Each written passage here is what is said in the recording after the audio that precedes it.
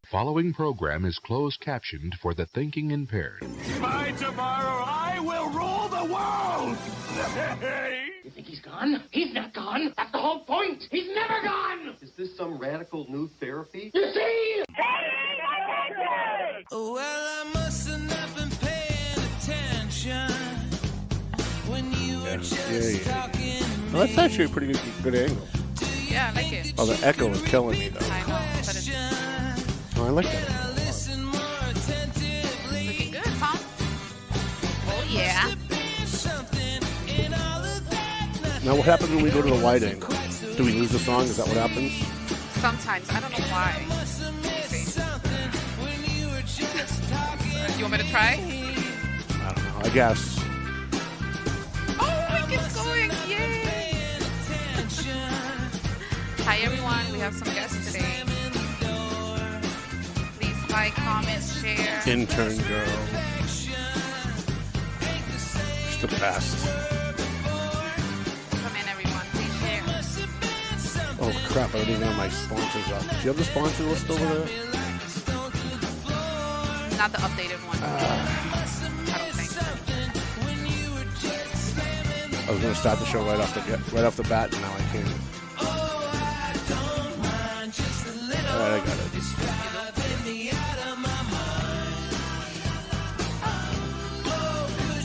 Gonna start the show with some tough love today. Oh, God. Yeah, it's not gonna. It's you should be. Well, you shouldn't be, but everybody else probably should be. And then we'll get into some. All right, can everyone Papa do some Paz, Papa everybody. Paz? I did not see Dawn sing. No? No, she did Nice this. shirt, Dave. See how they are? That's it. You're off the show. This is my Santo Domingo You shirt. can't do the Papa Ooh. Paz. You're done. Let's go have a cigar. And some bugal. You're sure the echo is going to go away once the song is done, right? I'm Yes. Okay. positive. Say 100%. Because it's killing me. Me too. But at least our singing sounds better, right? That's true. Like being in the shower. Yeah. I'm trying to hide my fatness. It's just not working.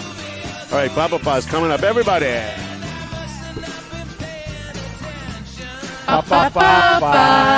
They always they made the attempt. That's all that matters. You guys can stay. It's a big deal for And Tom. Alejandro. One of these, we're going to hear him do the Papa Paz. One of these, we'll have him come on and do the Papa Paz. Yeah. That'd be hilarious. All right, let's get this show on the road. Hi, how you guys doing? My name's Tom Duggan here with the Paying Attention Podcast. High atop the Golden Seal Apothecary here at the NCAM Studios in downtown North Andover, Main Street, North Andover, across from the plush, luxurious Valley Patriot offices at 75 Main Street. And we got a couple of guests here in the show today to kind of chit-chat about some things. Before we do, we want to thank our sponsors. And I think this is the new sponsor list, but if I forget somebody, just let me know. Who do we have? We have Century 21 McLennan Real Estate. You know, every time I go on Facebook, all I see is Matt is just at another concert. He's either at another concert or on another beach. Like, Really? I don't know How how do this. people have time to do so many things? Everyone tells me that this guy's like the best real estate guy in the Merrimack Valley. Then I look it up and I find he is actually the best real estate guy in the Merrimack Valley. But I don't know how when every single time I go on Facebook, he's at a concert or on a beach. Oh. Or he's traveling. You're doing the wrong thing. I Tom. know. We I are. We're don't the know how wrong he got career. I don't know how he got my life, but somehow he did. Zany Pesci Law Office, Marson and Son Construction, EIS Investigation and Gun Training. We're waiting on our first spate of documents from EIS Investigations on the investigation we hired them to do on the Eagle Tribune employees, and that's going to be a lot of fun. I hired EIS to investigate all the Eagle Tribune employees to find out all of their criminal backgrounds, any DWIs, any child custody cases, any accusations in divorce proceedings. I figure if they're going to put me on the front page of the paper for being arrested for something, and then when I win in the Supreme Court, they don't exonerate me, then maybe if I'm front page material, maybe they should be front page material too, because I'm a reporter and a publisher. They're reporters and publishers. I think it's only fair game. And if they had just done their job and reported that I won in the Supreme Court, then we wouldn't have to be here. But we are, and thank God for EIS Investigation and Gun Training. Tomo and Shaken Seafood, JG's Ice Cream, Clear Path for Veterans, New England. We got to get those guys back in here. AFC Urgent Care. I don't know where Zaka has been, but I usually hear from him like every other day, and for the last week I don't know, maybe he's out of the country or something. Is there like a cold going around maybe? I don't know, but we got to get him back in here. I like Might Zaka be some kind of virus going around. And he's a lot of fun to hang with. Like, you look at him and he doesn't look like a party guy. Maybe he can fund one of those like lunches. Those yeah, he should. We go to a lot of food places together, and that would be a lot of fun. We'll bring Dave Consoli with us. Who else do we have left? Oh, Pleasant Valley Landscaping Contractors, Prime Insurance, the Doug Mercurio Law Office. Is he in for the lunches, Doug? I haven't talked to him. You got to talk to him. He likes you. Okay, I don't think he likes me, but I know he likes you. Yeah. And I did get a copy, by the way, of the Valley Patriot Bash videos finally. And I can't. I'm just going to say he was right.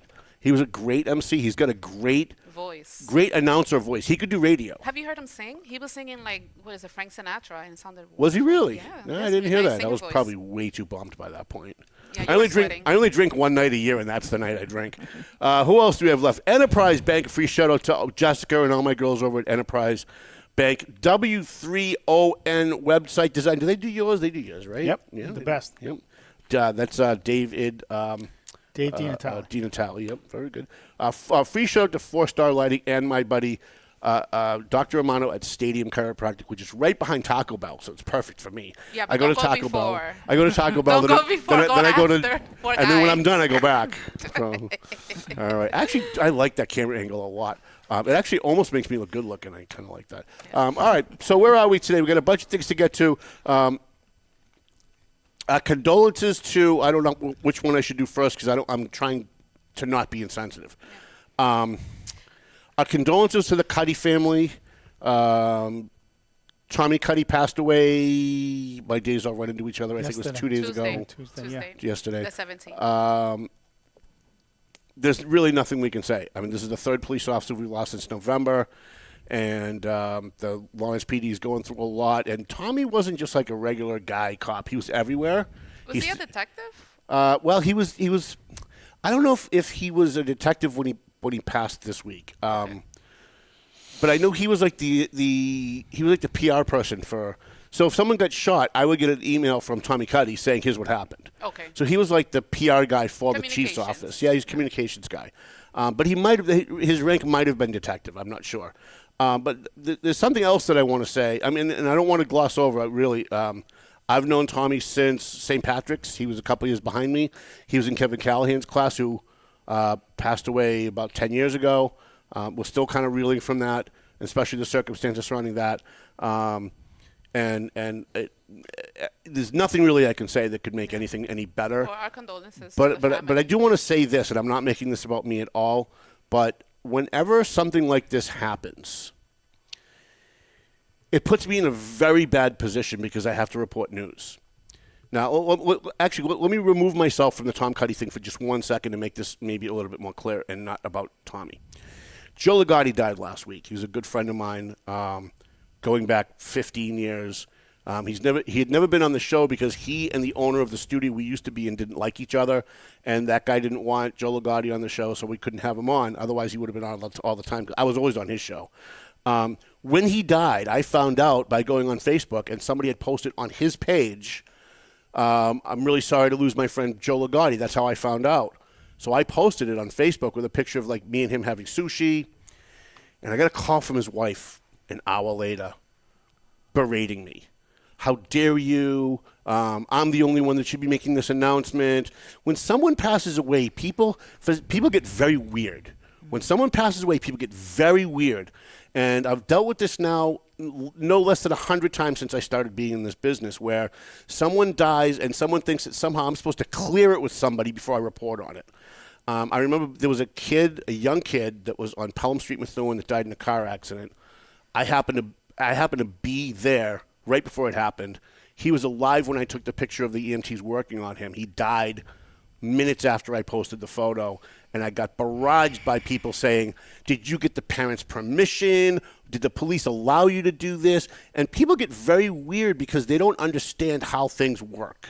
Because most people have never been in that position when it happens, right? When someone dies like that tragically, Most people have not experienced that before that happened, so they don't understand how things work. I'm a news guy. When my cousin Ian Taylor passed away, someone called me and said, hey, your cousin Ian Taylor passed away. Here's what happened. I assumed that because the person who called me was not a family member and not associated with Ian Taylor, that obviously the whole family must know. I went on Facebook and I looked through my news feed and 3 other people had it posted. So I posted our condolences to the Taylor family, and he's my cousin, and horrible thing that's happened, and my heart goes out to everybody. And again, I got a phone call. The whole family doesn't know yet. And how dare you post this? And they shouldn't have to see it on Facebook. As if I purposely did it to hurt the families. If I purposely posted it so they'd see it on my page. And again, people get very weird when their emotions run high when these things happen. Well, when Joe Ligotti happened and his wife reached out to me and started denigrating me, and I have a problem with what you did and how dare you, I just simply said, listen, I know your husband just died, and I know you're lashing out at me because you're upset. But I have a job to do, and it was on his Facebook page. So if you're calling me to ask me to take it down so you can notify someone else, I'm happy to do that. But it's already out. It's all over. Like it's everywhere. And so for some reason it's okay. So when I got the news about Tommy Cuddy, first I got a text message, didn't believe it. I made a phone call to try and verify it. I couldn't reach the person I wanted to reach. And a member of his family called me and told me. And I said, does everybody know? First question I always ask is, does everybody know? Yeah, it's all over Facebook, the guy said. Okay, fine. So I posted it. Within minutes, I'm getting bombarded by people. The family shouldn't have to find out that way, and how dare you, and some family members don't know because it's a big family. And I had one guy call who was a police officer, not in Lawrence, called and just said, hey, he didn't engage in the bull crap. He just called and said, listen, Tommy, we've been friends a long time. I hate to ask you to take it down, but there are some family members that still don't know. And people are finding out on your page. So I was happy to take it down. But for the next hour, I got bombarded by phone calls and text messages from people. How dare you? This is unacceptable. You're denigrating the family. How dare you do this to them in their time of need? And people need to understand something. My father was murdered at 2 o'clock in the afternoon. I found out about it at 5 o'clock at night by Jerry D'Amico going on Channel 7 and announcing it with a big picture of my father behind him up in the right-hand corner. I didn't blame Jerry D'Amico and get mad at Jerry D'Amico because I found out through him, because I hadn't been notified yet. I was mad at my family because I found out 3 hours after Channel 7 found out. That's what I was up. But I never blamed Jerry D'Amico. And so every time someone dies, and it's not just isolated to this incident, every time someone dies, people act very weird. And there's always this controlling thing where there are certain people that want to control all the information. They think, now I'm in charge, whoever that person is. There's always one person in every family. I dealt with it with my father, dealt with it with other family members. And so I just want to caution people. Maybe this hasn't happened to you yet, but eventually it's going to. And somebody, it probably might not even be me. It might be the Tribune. It might be Channel 7. It might be some guy on Facebook is going to announce that somebody that you love has just passed away, maybe even before you found out. Maybe you're going to find out about it on Facebook. Don't blame the messenger. I go out of my way. The Eagle Tribune doesn't call people and say, does everybody know before I post this? I do. Mm-hmm. When people call me, I ask. The Eagle Tribune doesn't. Channel 7 doesn't. 4, 5, and 7 don't. Fox 25 doesn't do that. Methuen Life doesn't do it. Rumbo doesn't do it. North of a Citizen doesn't do it. But Tom Duggan does. And somehow it's okay when I go on Facebook and I see 50 other people have something posted. But then when I post it, I'm the bad guy. Somehow there's a different rule for Tom Duggan. I don't think you're the bad guy. I think people see it that you're reachable. Maybe you need to, get a little egotistical and not really be so approachable to everybody. be more mean to people? Not mean. That's not mean. That's being reserved. There's nothing wrong with that. So as heartbroken as I was, and again, I don't want to make this about me, but as heartbroken as I was, to find out a guy that I went to school with, that I've known for a long time, that I've gotten along with very well through my life. He came to the Bash almost every year. In fact, a couple of years we had to tell him to pipe it down because he was a little loud over in the bar, because that was Tommy. As hard as I was struggling to deal with the news, because it was fresh to me too, to then be bombarded by people telling me I was hurting the family made it that much harder. And getting a phone call from Joe Ligotti's wife made it that much harder. And I just want to caution people out there, if you've never gone through a tragedy like that, please try to keep that in mind if it ever happens to you. don't blame the messenger. I've got a job to do. It wasn't like I was gleefully giving this announcement because I hated Tommy Cuddy. We got along very well. I saw him usually two or three times a week. I'd run into Tommy Cuddy because he was everywhere. And that's a testament to his service to the community. If you go on Facebook today and you just surf around and go through your news feed, you're going to find 20 or 30 people with the Lawrence Police patch with the black band around it. And I'm never going to do anything to hurt the family of a police officer that just lost his life, being one myself. And so I just wish that that I didn't have to deal with that while I'm trying to deal with other stuff. Right? Let's move on a little bit. My condolences to all of Tommy's friends, and they were many, and his family. And his brother works for me. He writes our Valley Patriot Hero column. I did text him when I got the first phone call, and he didn't respond to my text. And so I assumed the worst and then got confirmed the worst. And young guy, close to retirement, been around for a long time. Any services already scheduled? I haven't seen that they've scheduled any services yet. It's going to be very crowded. Yeah. That's probably going to be the biggest service you're going to see around here in a long time.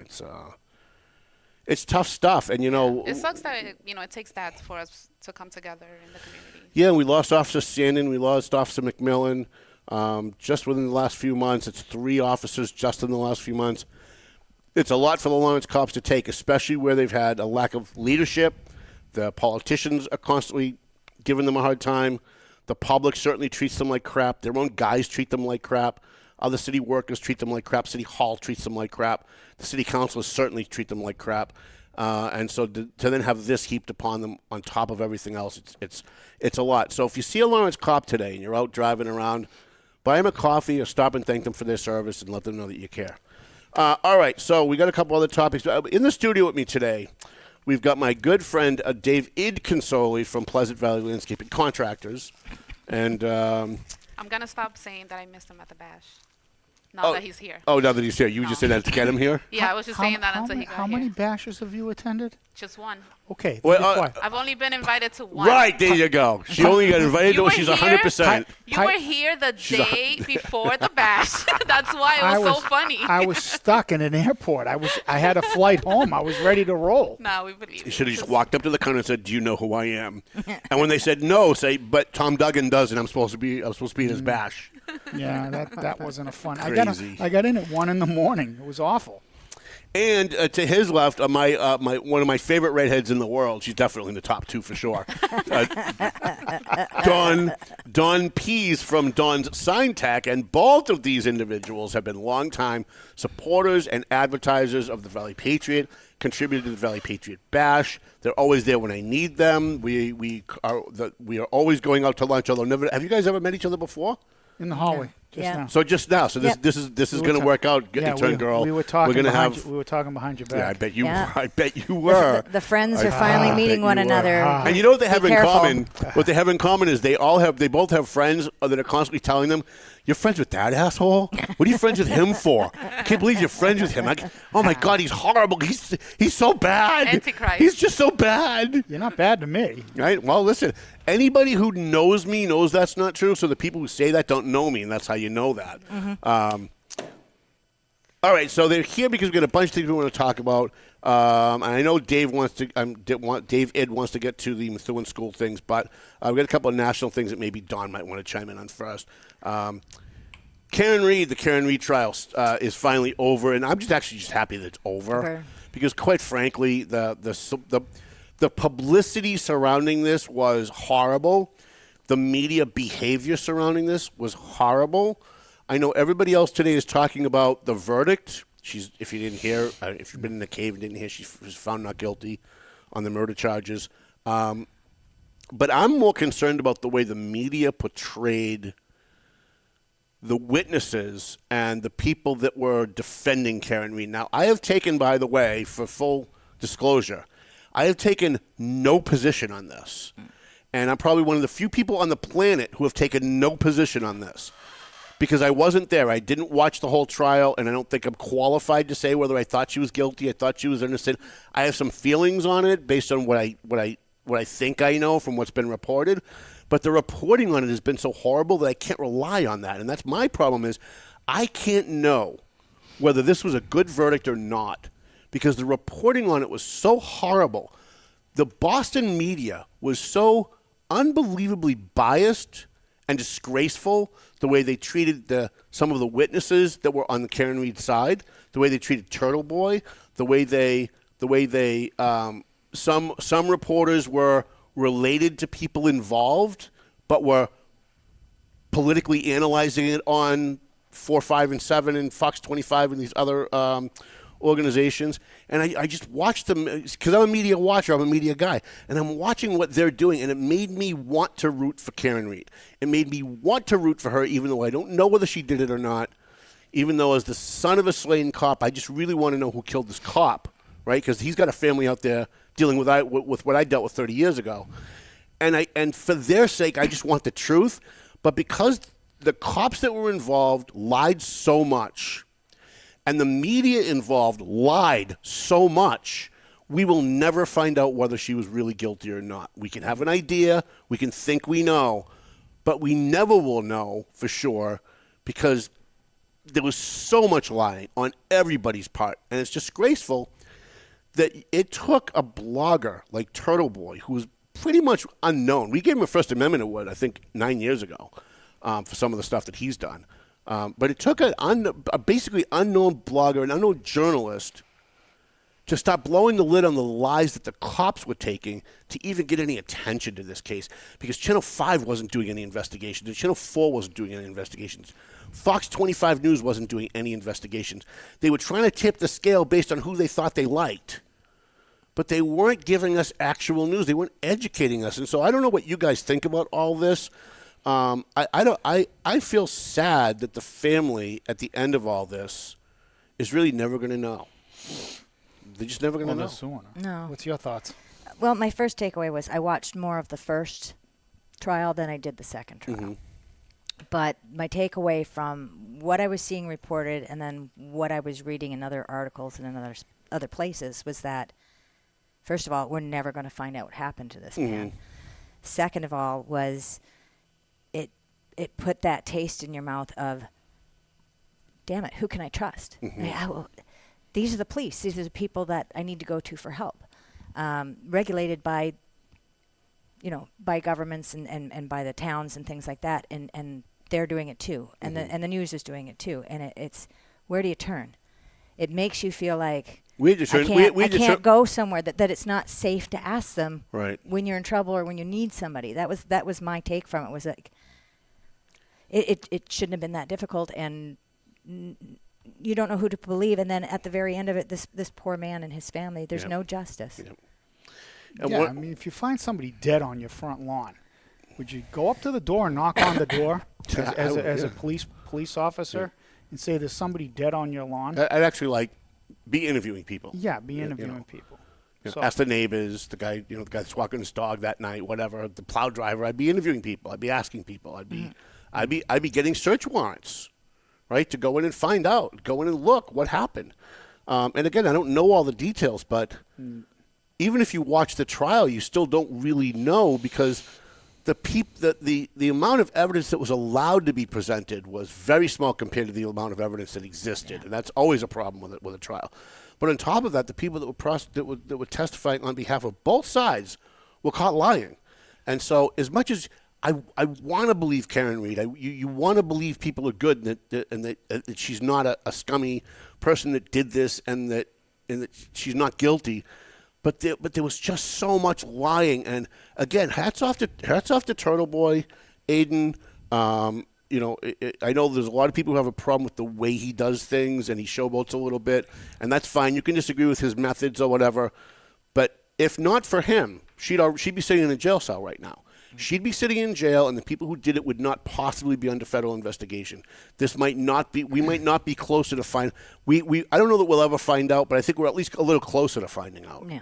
And they say that there's going to be federal investigation that's still going on because all the lying, destroying evidence, throwing a cell phone into the was it in the harbor or one of the rivers or something? If I could piggyback on Dawn's comments, Dawn was like, if we can't rely on, who do you trust? Well, Don, you certainly don't trust the media, and I'm going to tell you why. For sure. Something happened yesterday that really irritated me. You were saying that off the air. What time did this verdict come out? It's like 2 o'clock? Oh, yeah, it was like mid-afternoon. All right, so we've been having some issues at work. We were having a lot of equipment issues, breakdowns, and stuff like that. So yesterday, I decided I'm going to try to repair something. So I'm in my building. And have you ever gotten those things on your phone? Like if like the New England Patriots make a major trade, you get these alerts. I have all my alerts turned off. Well, I'm just saying. It's I hate them. It's like the Red Sox made a trade or da-da-da. So yesterday I got an alert on my phone. It said the verdict is in on channel WBZ Channel 4 app that I have on my phone. I'm like, oh, okay. So I got my phone and I logged onto the app and they had live coverage on my phone. So I put the phone on the workbench that I was working on, and I was tinkering with this piece of equipment. And I'm watching.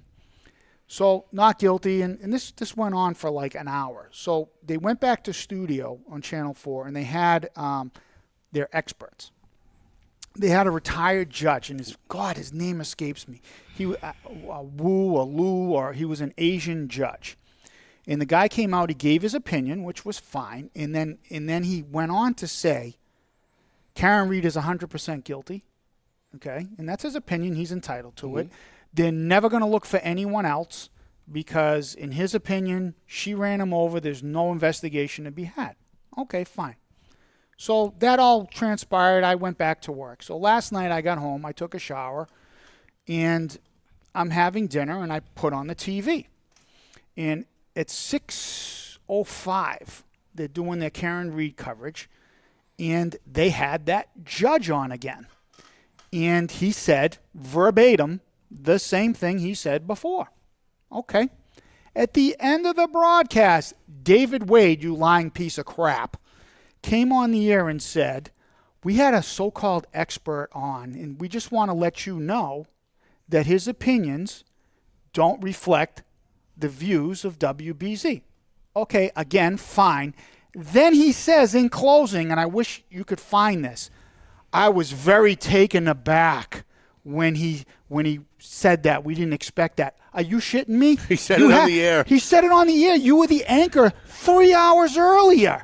They lie through their teeth. Yeah. I can't stand watching local media. Did they have somebody on the other side saying, no, she's absolutely innocent. She never could have done this. It doesn't matter. The judge was entitled to his opinion. That's fine. I'm just saying, did they balance it with somebody who felt opposite? That's not the point. The point was David Wade went on, looked at the camera to his viewers and lied and said, I personally was taken aback. Shocked. When the judge said that. He said it 3 hours earlier. You were at the anchor desk. I watched it on my phone. It's really disingenuous the way they come off. I mean, I could go on about weathermen that have been lying to me for 30 years. Right. It's gonna rain at 4 o'clock. But it's one thing to be wrong, right? Like I'm a media guy. I get things wrong, right? Mm-hmm. We're all human. We're gonna get things wrong. If you're a cop, you're gonna make a wrong decision, write someone a ticket maybe you shouldn't have. If you're a doctor, you're gonna diagnose something wrong because you looked at the X-ray. You just happen to have a bad day. But getting something wrong is different than purposely trying to affect the outcome, purposely misleading people to believe something that is not necessarily true.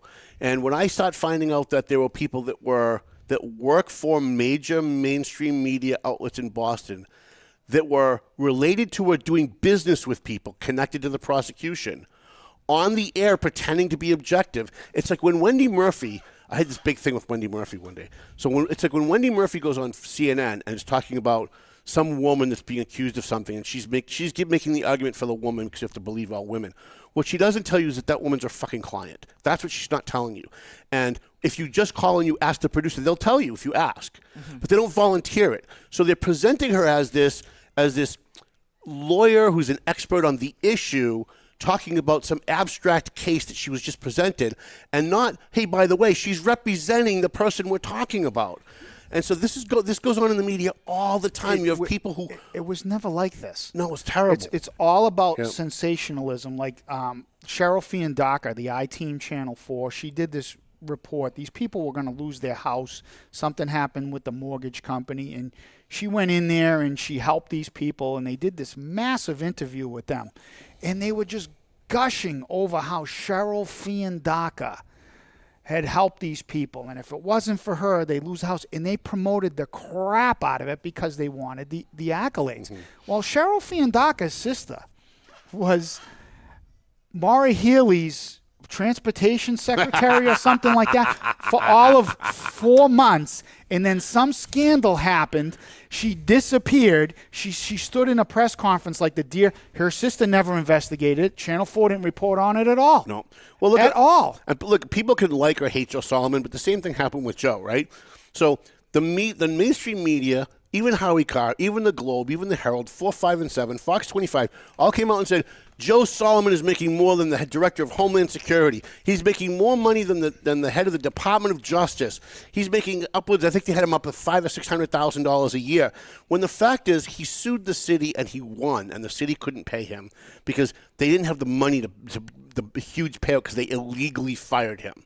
So he came back, and they gave him settlement money. So every week when he got his check, whatever that number was, they doubled it, and the second part was to deduct from what they owed, right?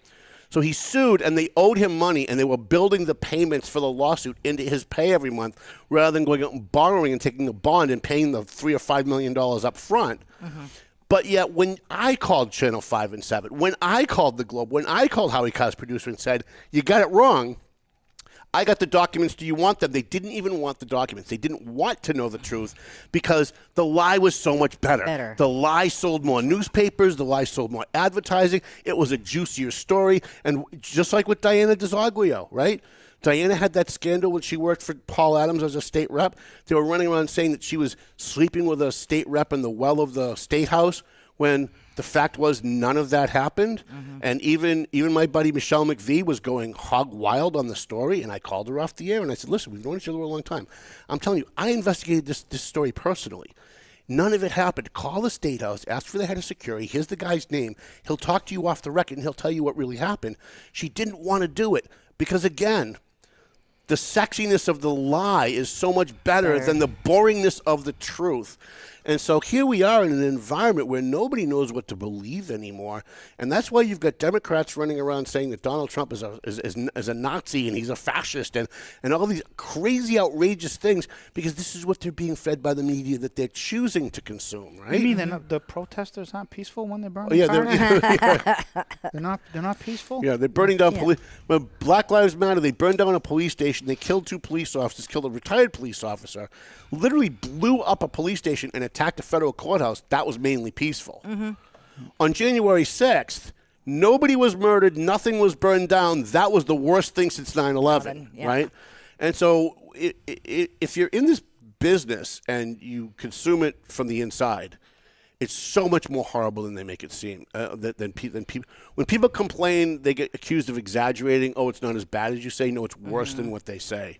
Yeah. It's so much worse. We even here at the local level. Yeah. We started the Valley Patriot because we go to a city council meeting, and then the following day pick up the Eagle Tribune and go, what the hell meeting were they at? Like, none of this isn't even close to what happened. Like, this isn't even, they didn't even spell the councilor's name right. Like, what are they doing over there? And that's why we started the paper. Because, and again, I'm not perfect. I make mistakes. Mm-hmm. But making a mistake is very different than trying to portray somebody one way when it's really the other way because you have a personal interest in not disclosing that. Like, I always tell people Joe Solomon's my friend. Am I defending him because he's my friend? No. I'm defending him because he's right. Because if you're my friend and you're wrong, I'm not going to publicly attack you, but I'm certainly not going to go out and defend you either, right? Because that's my job. And the rest of these people in the media, almost all of them, there are some shining examples. There are some people out there like James Rosen at CNN who just does a really good job objectively, but there's so few of them that we can name the few that we know off the top of our heads, right? We know that one good journalist that we know, and the rest of them, they're just propropagandists. They don't even do their homework. Just today, did you see what I posted on my Facebook before the show? I'm off of Facebook. So there's 2 stories today about a plane crash. One's about a plane crash, and one was something, I think it was a fire. And both of them said, North Shore community. Plane crashes in the North Shore community. I'm like, what, you were too friggin' lazy to say what town it was in? What do you mean North Shore? North Shore. How many communities are in the North Shore? Yeah, there's like, I don't know, 30? Yeah. So if it's North Andover, I want to know it's North Andover. I don't want to have to click and read through and get to paragraph 9 if they tell you that it's North Andover. Because if it's North Andover, I want to go over and I want to snap some pictures and I want to cover it, or I at least want to post it on Facebook. But this North Shore stuff, South Shore stuff, that's clickbait. That's something happened, but we're not going to tell you what it is unless you click it. That's not news. That's not news. That's salesmanship. They're not newsmen. They're salesmen. So, anyways. Well, it's frustrating. You turn it off. Move on. Yeah. Well, and that's why the media is now polling lower than Congress on favorability rating of the American people. And that's, by the way, all media. And you look at Fox News and CNN and MSNBC, and the left cries about Fox News because they're mad that Fox News just doesn't stand in line and do what everyone else does and just tell the Democrat Party narrative. But Fox News is horrible, too, and the conservatives don't realize that Fox is just a counterweight to CNN and MSNBC, but they're both lying to you. You know, if Donald Trump pulled his pants down in the middle of Pennsylvania Avenue and took a shit on the sidewalk, Sean Hannity would come on tonight and go, it was the greatest shit ever. It glowed in the sun, the way the sun came down on it, and then it hardened, and it was wonderful. It even smelled better than Democrat shit. And you sit there and you just go, can't you just tell us what really happened? Tell us that he pulled his pants down and that's what he did, rather than the endless commentary disguised as news. I don't mind if you have a show, this is an opinion show, right? I don't mind if you have a show on CNN or MSNBC and they want to give their opinions, but don't do it from a news desk. Because the guy who sat there 5 minutes before Anderson Cooper, Wolf Blitzer sat there and gave you a hard news story about something had going on in Iran, right? And they interviewed the guy from the UN, and they interviewed a guy from Israel, they interviewed a guy from Iran, and then 5 minutes, they go to a break, and they come back, and now Anderson Cooper's sitting in the exact same desk giving his opinion. Well, maybe somebody watching went to the bathroom or got popcorn or answered the phone and then went back, and now he still thinks he's watching news. I don't feel like I'm watching the news when I watch the news. I feel like I'm watching an editorial. Right. And every one show finishes and the next show starts, and it's the exact same content, just spewed out by someone different with the same opinion, and just maybe a little more sarcasm or a little less sarcasm than the news person before them. Right. Like Fox News, one right after the other. Why am I watching this? It's the same information over and over again. Good point. And I tend to kind of watch that because I want to see what's going on around the world. But you're right. It's just a counterbalance to the other guys, and it's just a bunch of editorializing and opinions. Right. They're not giving me the news. The news was hours earlier. Now you're just giving me your opinion for the next 4 hours. Right. And the people that even the people you think are giving you straight news, like Brett Baer, I love Brett Baer as a news guy. I think he's really good. Until in the last election, I guess 2 years ago or a year and a half ago, he's interviewing Donald Trump and showed his stripes.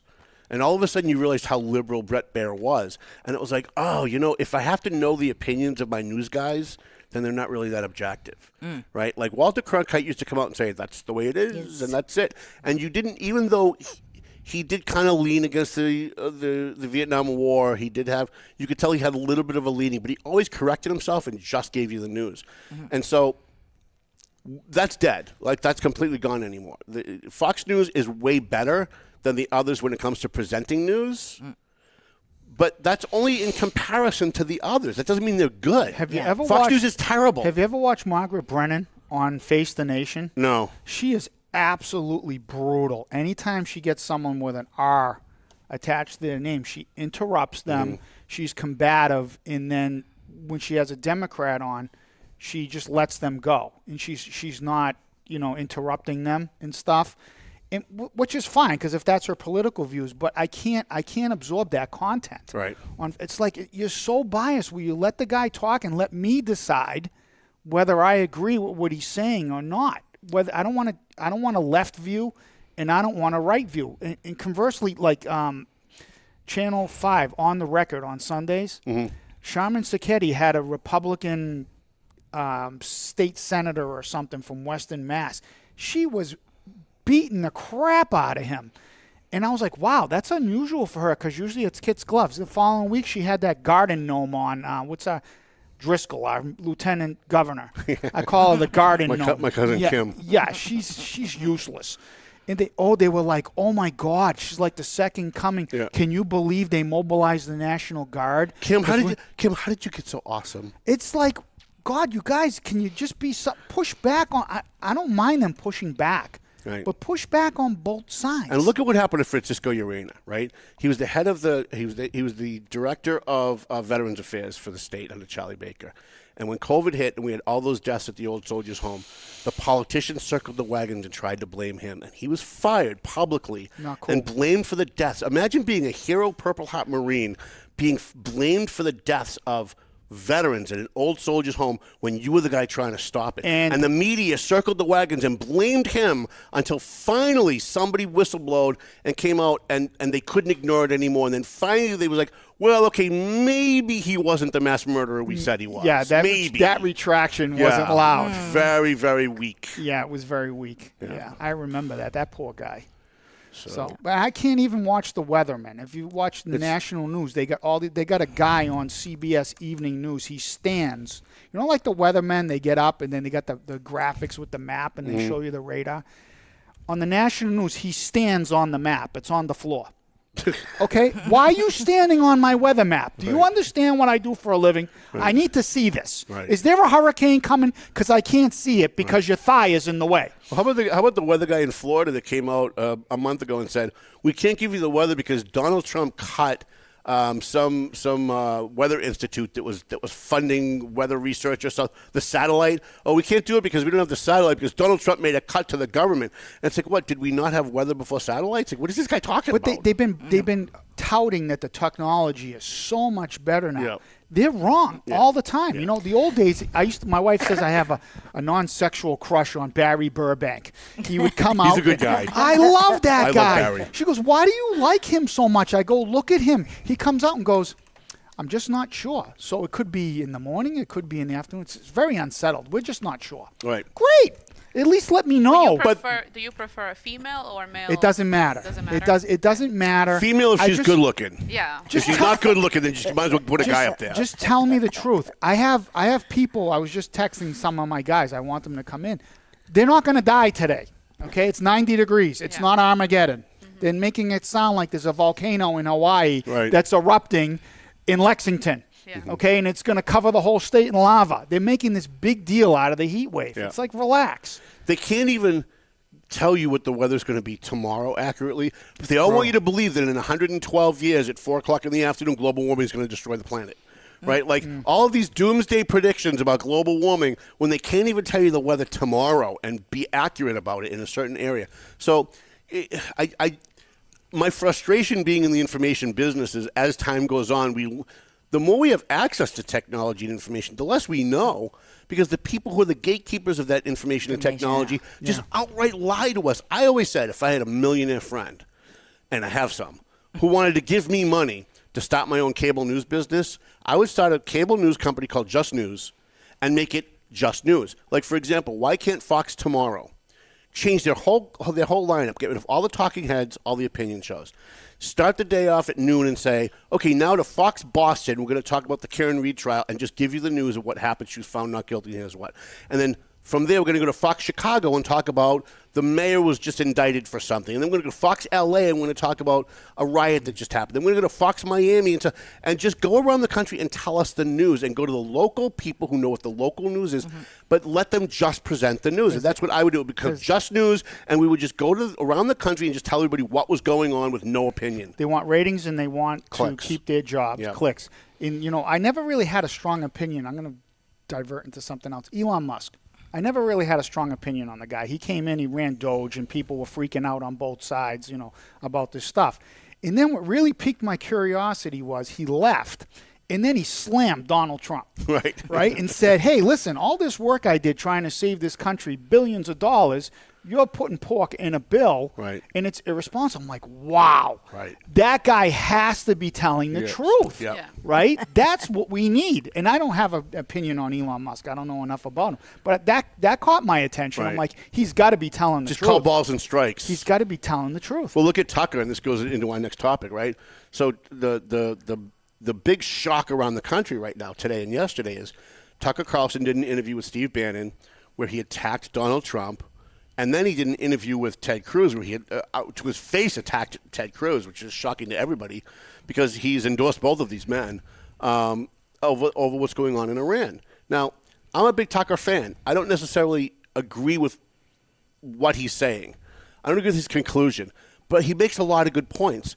And the base of the Republican Party, the MAGA movement, so to speak, has now completely turned on Tucker. He's now the Antichrist. Well, yesterday he was the savior, but now he disagrees with Trump, and now he's the Antichrist. How about no? He's still a great guy. He just happens to be wrong. Like, why do we have to go from one extreme to the other? He's either the second coming of Christ or the Antichrist. And my position is like, no, I think he's wrong about Israel.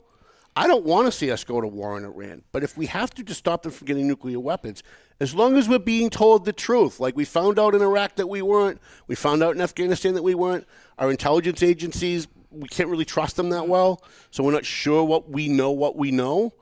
But at least he's asking the tough questions of his own party. You never see the Democrats do that. You never see CNN get Karine Jean-Pierre into the studio and start asking tough questions, saying, "Well, do you even know the population of Syria? You're going to go into Syria. Do you even know anything about the Syrian people, the Syrian culture, the way their government works? Does the army control the government, or does the government control the army?" This is what Tucker was doing to Ted Cruz, right? Trying to convey, and he was very aggressive and I think very disrespectful. And I don't agree with what he was doing, but I understand where he was coming from, and that doesn't make him a bad person, right? I want to protect Israel. That's my number one is protect America. Number two, protect Israel. Why does my opinion of your opinion make who you are? Right. I hate watching Tucker Carlson. Really? He annoys the crap out of me. I love Tucker. But he makes very good points. Well, he right? makes you think, right? Yeah. He gives you something that you wouldn't normally have thought about. Yeah. Well, that's what I like about him. And it's the same thing with Hannity. I hate listening to somebody can't who's stand constantly I very rarely listen to those constantly shows. interrupting somebody. You asked him a question, Yes. let him answer. it, Yes, right. yes. Damn it, how am Right. I supposed to make an opinion Right. if you're not letting him answer your question? You're just cutting him off because you don't like what he's saying. Yeah, and Tucker does that a lot too if he has some. So we may be going to war in Iran. Trump might be sending our troops in. We might be bombing them. I think all of that's a bad idea. I'm 100% with Israel. I'm 100% with Bibi Netanyahu. I'm starting to worry, though, because I think Netanyahu is trying to lure us in to do some of the work that he may not want to do himself, and to be able to absolve Israel from some of what he wants Trump to do. Like if we start dropping some of those heavy bombs, they don't have to be nuclear, but if we start dropping some of those heavy bombs and there are heavy Iranian casualties, the people in Iran, the women in Iran who are trying to overthrow the regime in Iran will turn on us in a minute. If their kids start dying, those women, and my position, the Tom Duggan position is we should allow Israel to go into Iran, roll the tanks just like in Gaza, destroy the infrastructure of their government, their military, and then I think they need to turn the country over to the women of Iran. Take away the men's rights for 10 years, the way they've oppressed women. Oh, God. It's instituted in every government agency, in every part of their culture, their religion. No rights for men, no voting rights, no any rights. You can't drive. You're going to be the women. You're going to be treated the way women have been treated for the last 100 years. Put women in charge, and then 10 years later you say, if you can agree to women's rights, if you can agree to equality, we'll let you vote. We'll let you have a job. We'll let you show your face in public. Otherwise, nothing for you because you've blown it. You've blown it for your fellow countrymen, for fellow Muslims, and for the world. Yeah, but do the women in those countries have power? I mean, that's They don't. That's why they need someone to save them. The human rights violations against a gender is absolutely ridiculous. Whether it's Afghanistan, what do they call those things? The burqas? Yeah. So when I walk in here and I look at Carlotta, for instance, intern girl, I can see her face, her smile, her mannerisms. These women go to their day-to-day life and talk to people through a screen. Yeah. Okay? It's got to be. I think only the eyes are cut But out. psychologically. Well, it's intentional. Yeah, but you don't exist. Right. But you are not here. All right, you have no say. So I'm a guy, but as a female living under those conditions, how are you not depressed that you can't? Well, they can't are. Go out? That's the point. They're unseen. It's awful. They have no self-esteem. They have no power. They have no say anything. You're invisible. You're not there. It's terrible. I say about the war is that, if it needs to happen, it should happen. Middle Eastern countries are known to always have conflict, to always have, Oh, God, forever. There's no reasoning. And everything you said, Tom, is perfect. It makes perfect sense. But some people you can't talk to. You can't really. They could have avoided all of this. Oh, no, those people are nuts. The They're people running the nuts. country You are know, nuts. I mean, have you seen like their meetings that they have? I don't know if they have a president. What is it, a dictator? Whatever it is. The Shah. Yeah, and they scream at like these big, meetings where he says death to the United States, death to Israel, Death to the Jews. Yeah, death to everyone they're who's crazy. against them. So you know what? Now with the technology, you're not gonna send that many troops there. Well, No. Just a couple drones and we'll be fine. When my kids were little, and you'd put them at the table and you'd say, okay, eat your lunch, and they play and throw things on the floor. If you allow them, children, and you're a mom, if you allow them to continually throw things on the floor and there's no repercussions, the child's never going to learn. Iran is the child in that region. Right. They're bombing ships in the canals. They have their proxies in what country is that? Sudan? Do I have the right in Sudan country? they've got Yeah. Hamas in the Palestinian territories, so they're- Hezbollah in Lebanon. So they're the troublemaker kid. Yeah. They're always, and no one stands up to them. And people complained about the Shah back in the 70s. Oh, he was a dictator that we put there. Look at the culture and the riches and the freedom that the people in Iran had under the Shah. Go back and look at pictures, photos of families on beaches enjoying their day. Women weren't covered up. There was a story yesterday about a woman who is been sentenced to death because she was raped. What? Because she was raped, she was sentenced to death because she allowed herself to be raped. Are you serious? No, I'm totally. Look it up. Like, Yep. just Google it. It's so there's this big outcry now. Twitter, by the way, is a great source of information for what's going on inside Iran, on what the American media is not telling us. Right. Because there's a huge female revolution going on in all the universities in Iran that our government's not talking about, that our media is not talking about. But thank God for Twitter, because it's not on Facebook, because Facebook is controlled by liberals that want to control a narrative.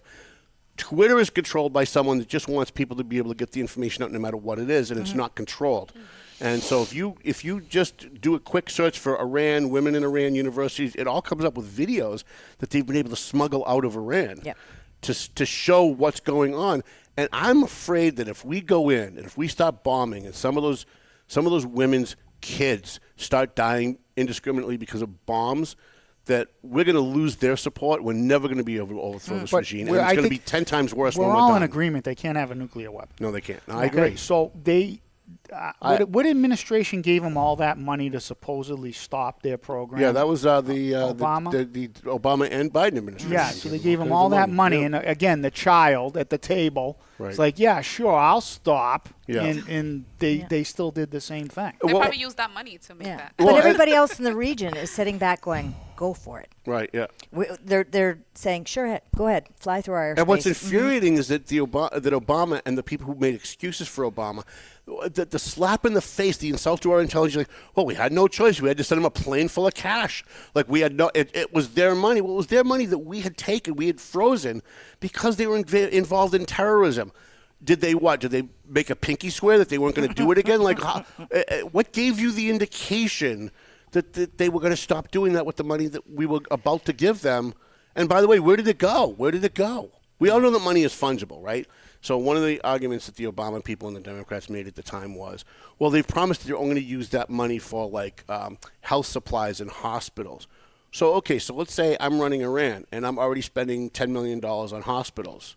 So fine, I'm going to take the money that America gave me, right? And I'm not going to use that for bombs. I'm going to use that to pay for the hospitals, take the $10 million I was spending on hospitals, and use that to buy bombs because now I've got twice as much money. Hello? And yet you put on CNN and you put on even Fox News and they don't get it. They're just like, oh, well, this is what the administration says. Well, how about investigate? Like, isn't that what journalism is supposed to be? I do feel a little bit better than that about this situation now that they have people like Tulsi Gabbard, who is very anti-war. So you know that if she's part of that decision-making process... Well, she says no. She's against it. I know, but you know that it's only going to be a last resort and absolutely necessary because we don't want our troops. Can we just be a little respectful and say that she is very good-looking? She's amazing. Yeah, she has like that. I wanted her to great- be our president. Me too. I Gray voted hair for her and stuff. last time She's around. great. What was it that they called Do- her on do- the media? The Russian asset? or Did you? something like that? Did Oh, you? Syrian Do you know her history? She was a Democrat that ran for president. Really? Yes. She was a congressman from yeah, Hawaii. she was a congresswoman No from idea. Hawaii. She did tremendous in one of the debates. She destroyed Kamala Harris. Oh, it was great. It was awesome. It was great. And there are, correct me if I'm wrong, maybe you can help me with this. There are benchmarks. You have to have a certain percentage of the vote to be on the next debate. You know, like to have a series of debate. Yeah, you have to get a certain percentage. She met all the criteria, and the DNC didn't allow her to debate, and they just tanked her. And then Joe Biden came out of nowhere and won the nomination. Because you have to save democracy by stopping people from getting elected. They screwed this. They screwed this woman. She was tremendous. Yeah. They screwed her, and she changed parties, and now she's on the Trump administration. A lot of us changed parties, but a big shout out to Ryan DeZoglio, who's watching. Ryan. Yeah, let's talk about Ryan, can we talk about the schools? The Methuen stuff. June Fisher. Thank you for watching. So I have something before we get to the school thing. And I'm going to blow it out here, even though I should probably wait to do it for a story for the paper. But the people who watch my show deserve the heads up. So I'm working on a story now, and I've had it confirmed. You have members of the – is Ryan still paying attention? Is he still with us? I hope he's taking notes. Yes, Ryan, he's I hope you're taking notes because I want to interview about this after once we go off the air.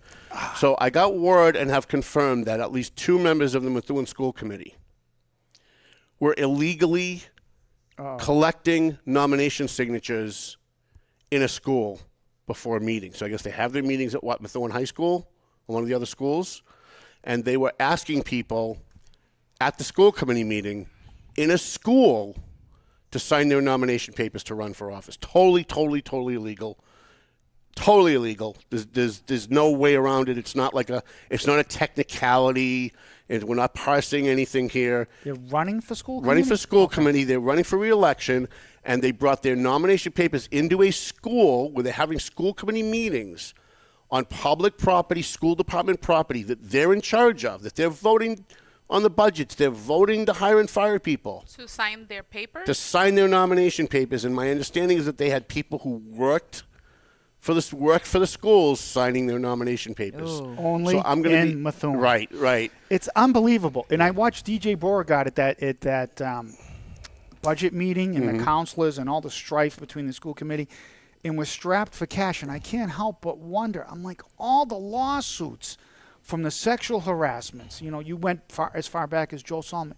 If the city would stop getting sued, right? If we'd stop all these lawsuits, we'd have a lot more money. But not only is the city getting sued, you have the city suing the city. So I was on Facebook today with what's her name, Keegan. She's suing the DJ. She's like, no, the schools are suing the city. Well, wait a minute. So you're taking our taxpayer money to hire lawyers to sue the city, which is also taking taxpayer money to hire lawyers, and so your taxpayer-funded lawyers are suing the city's taxpayer-funded lawyers, and that makes sense to you?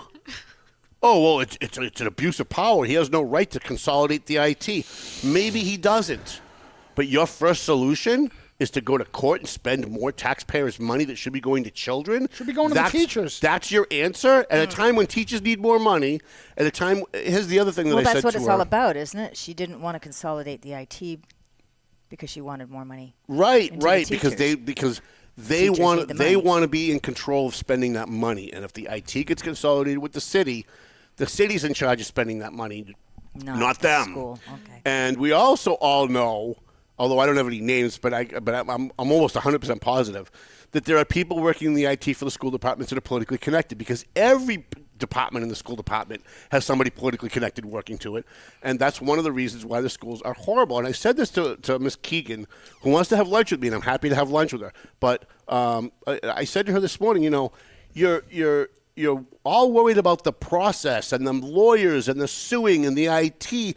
Shouldn't you be more worried about the fact that increasingly every year fewer kids graduate that are illiterate? They can't do math in their head. They don't know that science isn't settled. They don't know the first 3 rights in the First Amendment to the Constitution.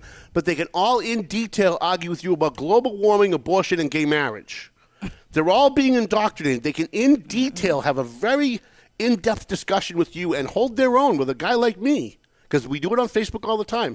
But ask them to do math in their head. Ask them the 3 rights in the Constitution, the First Amendment. They don't know shit. So when you guys can do your job and actually educate these kids instead of indoctrinating these kids, then maybe we'll listen to your economics lessons about what lawyers should be getting hired to sue somebody for an IT department. Yeah. Like, stop the city suing the city. What the hell is that? There are other issues with Methuen teachers, though, because I know you think that they don't educate the kids as well as they should, and that's okay. But Well, they don't. So that's not an opinion. Just look at the numbers. I know the numbers are bad, but there's other circumstances that are going on in Methuen. We have all these migrants that came in or illegals, okay? And a lot of these kids have behavioral problems. None of them speak English, okay? So you need the bilingual educator. My niece is a teacher for the CGS. She does a great job. She's bilingual. She's in high demand. And a lot of the kids have behavioral issues. They have learning disabilities. There's so many kids that have special needs. Let me push back on this. Why do kids have so many behavioral issues today? Because the parents suck. We're also not disciplining them in the schools. If a kid does something wrong, we're not expelling them anymore. We're not suspending them anymore. And if a kid fails a class, we're not holding them back anymore. We're pushing them on, and we're giving social promotion. So what lesson are you sending to this generation of kids? It doesn't matter what you do. You're still going to succeed. You're still going to move forward. No one's going to hold you accountable. Of course you're going to have discipline problems. Of course you're going to have kids needing IEPs. But what part are they not seeing? There's a significant amount of kids when they have the parent-teachers conference that the parents don't even show up. They're like absentee parents. You need a license to go fishing, but you don't need a license to have children. And a lot of us, Carlotta included, I would argue you shouldn't have a license to go fishing. No, that's another whole thing. You should. Our main priority, Carlotta included, is your children. Right. You live, you breathe, you die for your kids, and they're your top priority. But there's a culture divide in this country where certain segments of the population, they're just having kids. Right. And a lot of them are on public assistance. Don't get me started on that. And, we went from 36 fraud investigators statewide down to 3. Give me a break. But it's the same liberal, institutional, government-worshipping Democrats who are letting them come into the country and fighting for them to stay in the country that are then complaining about how much it costs to educate them in the schools and the discipline problems that they're creating. So how about we close the circle a little bit? Let's call it what it is. Let's stop candy coating it. Let's stop making excuses. Let's stop suing each other within government. And how about we just come up with a solution where here's a plan where we can teach kids how to read better. Here's a plan where we can teach kids how to do math in their head. How about that? Yeah, well, they changed Common Core math, but the teachers were fighting for an extra $3 to $4 million in funding because if these layoffs go into effect, the classroom sizes are going to get big. Yeah, I'm okay with that. And these kids, I'm not okay with that. My son attends at Methuen Public School. No.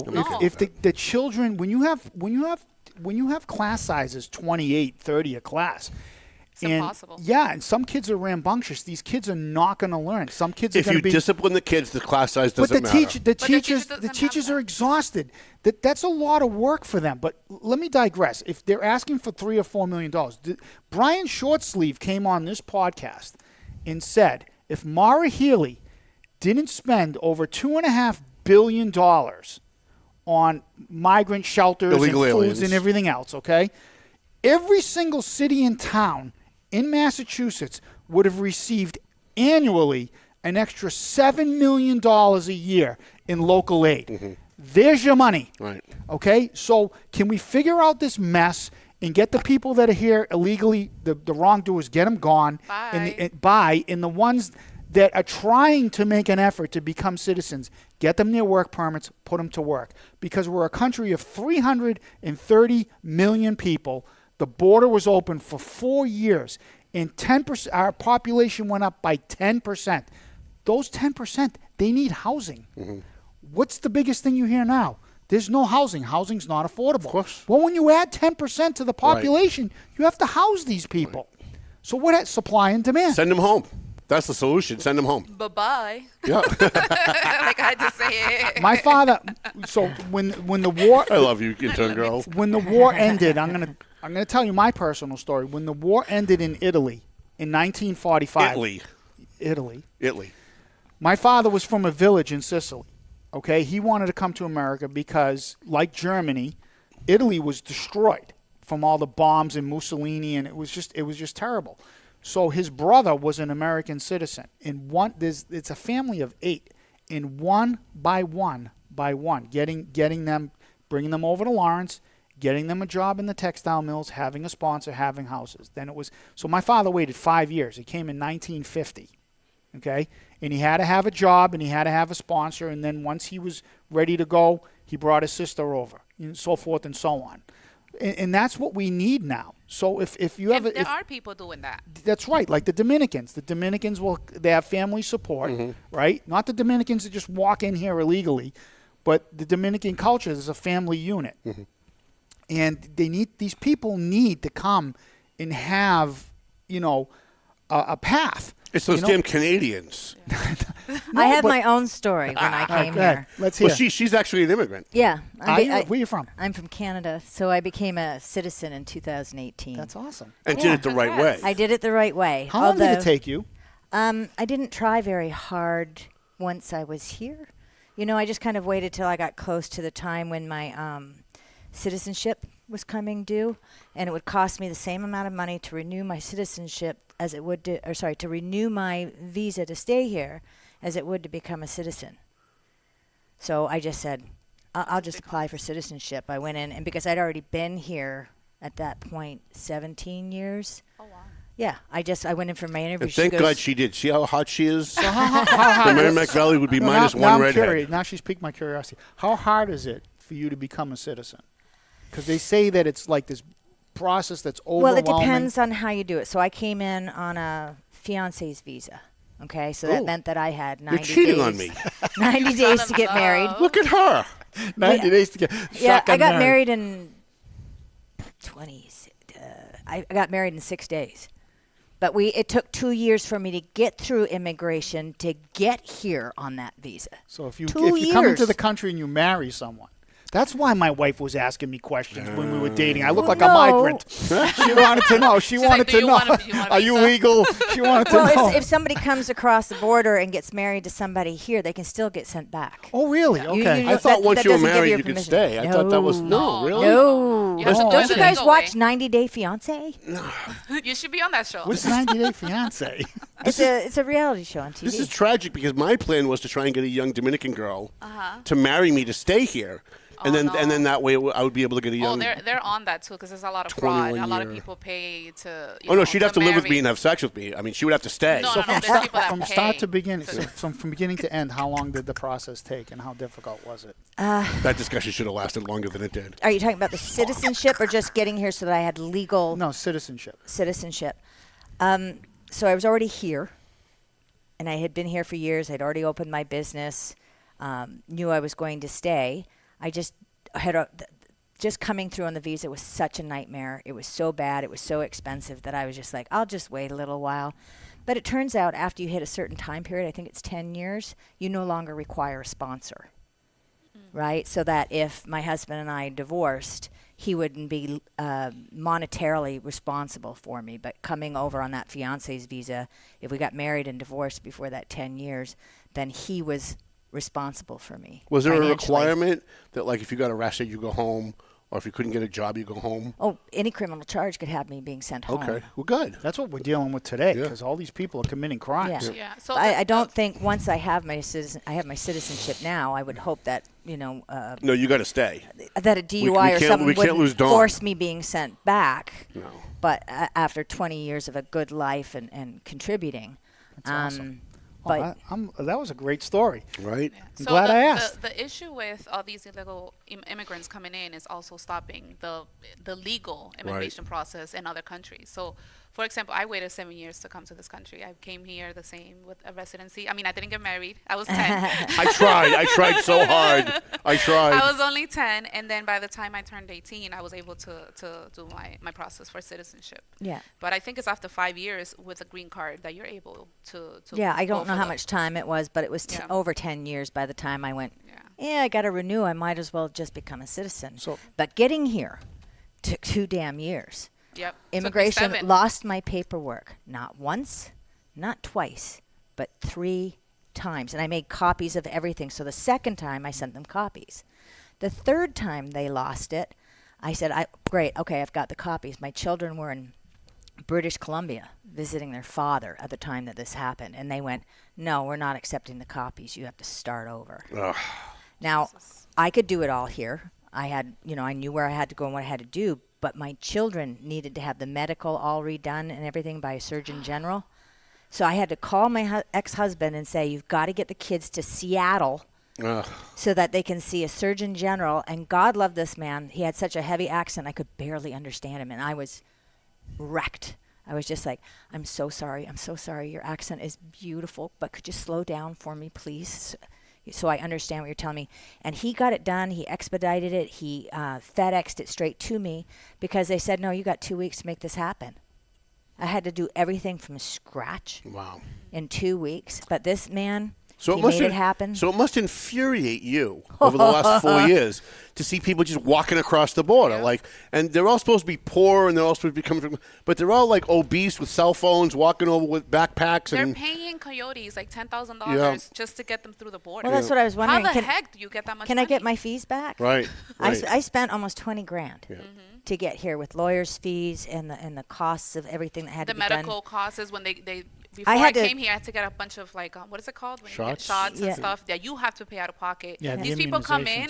These people come in. They get the immunizations for free. For free. You know how much I had money to go we have to pay? I had to go to this. I had to drive 4 hours to see a surgeon general to get all the medical stuff done. And then when I had to go for my interview at the consulate, which, by the way, was in Montreal, I was in Prince Edward Island. So that was a 10-hour drive, 12-hour drive in the freezing cold. I get there. I do everything. I go back. Nothing's happening. I'm calling. Nobody's answering me. Finally, somebody answers me. I had a cut finger, okay, when I got my fingerprints scanned. And instead of saying injured digit or something like that, it was showing that it just would not compute. It wouldn't go through the system because nobody flagged it. And I even said to the woman, look, it's healed. I'll take the band out. No, I don't want to see it. So I finally get a hold of somebody. It's that same woman. And she says, well, it's kind of glitched in the system. You're going to have to come back. And I said, well, couldn't I just go to Halifax? It's only 4 hours away, but they only do student visas in Halifax. No, you can't do that. And you know why? Because she didn't want anybody to know she messed it up. So I had to go back to Montreal again. And that was before I even got here, and then they lost all my paperwork. Did the state give you like money to travel for gas and stuff like that? No. Funny. Not a dime. That's what I mean. And I had to use an attorney, right, because they kept screwing everything up. So my attorney actually uses our case as a case study of how you do everything right, and it all goes wrong. Right. Now imagine someone like Dawn. I'm talking to people at home. Imagine someone like Dawn who did everything right, had to go through all of these details, all these processes. The Democrats love process. It's all about process, due process. Here's a woman that went through all the processes, did everything right. And the thanks that you gave her was opening the border and letting people just walk across with no process, right? They all say they care about process, due process, and we all know what that's really all about.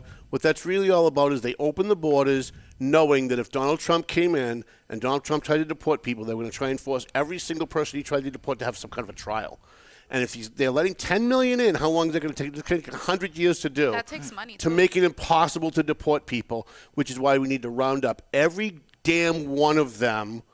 Some of them are nice people. Sorry, I know you're nice, but you came here illegally, and send them home. And if they want to apply to come, we'll let them apply, right? We'll go through the process to let them come. But we're not going to give them a process to send them home where they belong as citizens of another country to the country that they're citizens of. I have a question. Yeah. So you watch the news and their ICE is raiding these meat packing plants and the roofing companies, right, and all this other stuff. Okay, fine. In my business, I compete against people who pay illegals. Right. Okay? So their prices are lower than your prices. Correct. I want the owner of the meat packing plant, the owner of the roofing company, go to jail. I want them in jail. Absolutely. And why isn't that happening? Yep. If you're supposed to fill out an I-9 and verify it for anyone that you hire. And I don't see on the news, maybe I'm wrong. I wish I don't knew see it this. either. No. But why aren't they arresting the owners of these companies, put them in jail? Or pay a fee for the taxes Forget that the are not fee. being I don't paid. even care about bankrupt them. Right. I don't care. Foreclose on the meatpacking Right. plant. I don't care. It's no better than human trafficking. You're taking Well, it is advantage. human trafficking. It's exactly human trafficking. You're taking advantage of all these people, working them into the bone. They have no rights whatsoever. They're all afraid because they just.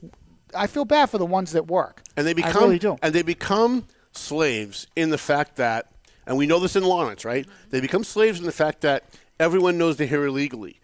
So they can abuse them and treat them badly, landlords can snoop through their house when they're at work. Because what are they going to do? Complain? We'll send you home. Yeah. Right? So we know that these people who came here illegally that are working in the shadows, some of them they're working because they stole a Social Security number. Other Democrats will say, oh, but they're paying taxes, they're working. Right. They're paying taxes on a fake Social Security number, right, that they stole from someone else, and someone else is going to have to pay for later on down the line through identity theft, right? And then on top of all that, some of these landlords are saying to the women, hey, look, if you put out, then maybe I'll let you stay here and I won't turn you in. Is this what we want for people? Because the next bullshit excuse that we hear from the Democrats is, well, they're doing jobs that no Americans want to do. They're picking the lettuce for $9 an hour at $5 an hour. Well, you're right. No American wants to do that job for $5 an hour. They'll do the job if you pay them, I don't know, minimum wage that you say you care about. You say you want to raise the minimum wage. You say you care about the minimum wage. You say you want working families to be able to pay their bills. And then you create a system where there's a whole class of people that are being paying less than slave wage laborers that can be taken advantage of, used and abused because they're here illegally. And you're going to look us in the face and say somehow we're being mean to the immigrants? Hello? I have a story. So I have a friend who got here illegally. She had to pay $20,000. She only had $10,000. She paid $10,000, and then she keeps paying the coyote all the way in Mexico from here. She keeps paying him a monthly fee to cover the rest of the fee. They all are. They all are. Yes. Now, where is this So money? they are agents of the cartels even once they're here. And by the way, this is why the Democrats don't want to send them back, because the cartels are funding the Democrat Party. And I know my Democrat friends get mad when I say that. It's just true. They come here with their millions of dollars they've made on running drugs, running slaves, and running guns. They create little nonprofits, and they create so-called legitimate businesses to wash their money. And then those legitimate businesses join political action committees, donate a ton of their illegal money to the political action committees that then make donations to Democrats. So the Democrats can do whatever they can to keep all the illegals here. Because the reason you're seeing riots in L.A., that's the cartels fighting back. The reason why you're seeing riots in other cities, that's the cartels fighting back. They don't want their members going home, because when word gets out that paying a coyote $10,000 to get here and $10,000 more when you get here and continued payments, and then you're going to get sent back anyway, that's going to hurt their customer base. Their businesses, that's going to hurt their customer base. And the Democrats who say they care about due process, I've never seen Democrats fight that hard for an American citizen on any issue. I don't care what it is. Name an issue. These guys are that idiot senator that stormed Kristi Noem's press conference, with his little dog and pony show, trying to show that he's going to get arrested. When did you see a senator ever ready to get arrested for an American citizen? The farmers that had their property stolen, all the fraud that's gone on in this country, the banks that have taken over businesses. See the way the media covered that, though? Because if let's say Carlotta was Kristi Noem, and she's up at the podium, and I'm the senator, and I'm angry at her. Okay, so you're either going to wait until she's done, right? All right, or make arrangements, tell the security team, this is who I am. I want to talk to her when she's done. You don't storm in the middle of the press conference, create a scene, right, and then expect not to have consequences. He just wanted national attention. Yeah, that's all that was.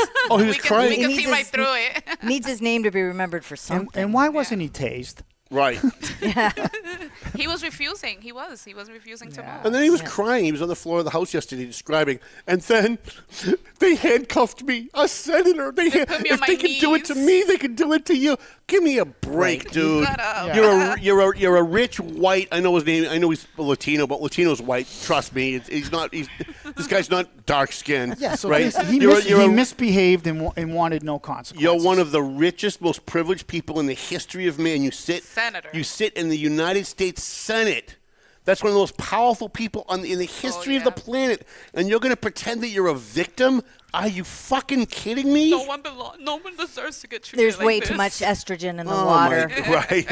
Man up. All right, so my phone's blowing up. I got a lot of problems at work. So all right, can we talk about Methuen budget real quick? Yeah, we can. But before you do, I just want to say I didn't want to give the impression that Ryan DeZagu was one of the school committee members that was illegally gathering signatures before the meeting in a school. He was not. It was not Ryan DeZagu. That's why I wanted to have a conversation with him.